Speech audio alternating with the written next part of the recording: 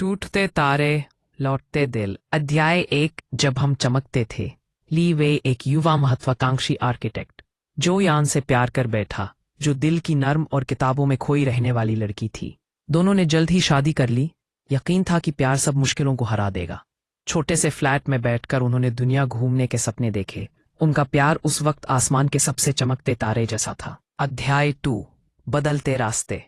5 साल बाद जिंदगी बदल गई थी। ली वे रात रात भर काम करता, बड़े प्रमोशन की दौड़ में लगा था। जो यान में अपना छोटा सा ऑनलाइन बुक शॉप शुरू कर लिया था। उनकी बातें अब बस छोटे छोटे मैसेजों तक सीमित रह गई। पहले खाना खा लो, मैं अभी ऑफिस में हूँ। वो गर्माहट जो कभी हर शाम महसूस होती थी अब ठंडी पड़ने लगी। अध्याय 3। चुप्पियों की दूरी। जो यान नोटिस करती कि ली वे डिनर के वक्त भी फोन पर नजर गड़ाए रहता। ली वे को लगता कि जो यान अब उसके काम का दबाव नहीं समझती। दोनों एक दूसरे के सामने बैठे थे, पर जैसे अजनबी।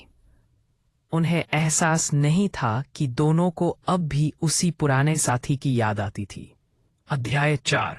अनदेखी परवाह। जब जो यान को तेज बुखार हो गया, उसने ली वेई को बताना जरूरी नहीं समझा।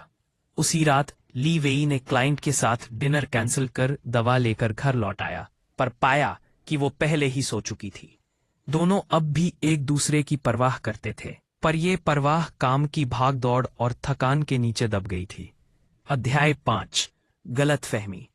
एक शाम जो यान ने ली वेई के फोन में एक संदेश देखा। रात की प्रोजेक्ट मीटिंग मत भूलना। मैसेज उसकी महिला सहकर्मी का था। जो यान के दिल में शक की परछाई उतर आई। ली वेई ने उसकी अचानक आई ठंडक महसूस की, पर थका हुआ होने के कारण कुछ पूछ न सका। एक छोटी सी दरार खामोशी की दीवार में बदल गई। अध्याय 7। अलग रातें।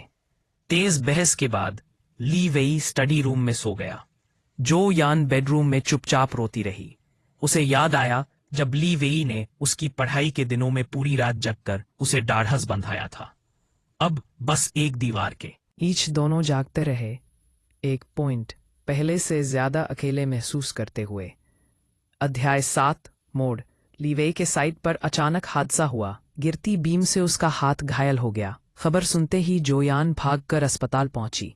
उसे बेबस हालत में देखकर उसकी आंखें भर आईं।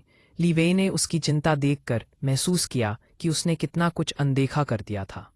दोनों को एहसास हुआ कि दिल की गहराइयों में प्यार अब भी जिंदा है। अध्याय 8। अनकहे खत। ली वेई के घर पर आराम करते समय जोयान को उसके लैपटॉप में एक ड्राफ्ट मिला। एक खत जिसमें उसने अपनी लापरवाही के लिए माफी मांगी थी और वादा किया था कि उनके पुराने सपनों को फिर से जिंदा करेगा।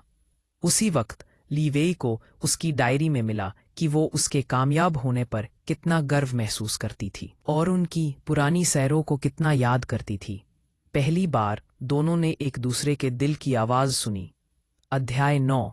फिर से पास आना। एक शाम ली वेई ने उसका पसंदीदा चमेली चाय बनाई। जोयान चुपचाप उसके पास बैठ गई। धीरे धीरे दोनों ने अपनी सारी बातें कही। तनाव, अकेलापन, जलन और दूर होने का डर। बातचीत पहले अजीब लगी, फिर धीरे धीरे गर्माहट से भर गई। उन्होंने तय किया कि छोटे छोटे कदम उठाएंगे। हर हफ्ते एक साथ टहलेंगे, खाने के वक्त फोन दूर रखेंगे। अध्याय 10।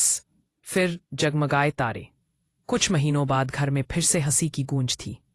ली वे अब शुक्रवार को जल्दी घर लौटकर जो यान की किताबों की पैकिंग में मदद करता।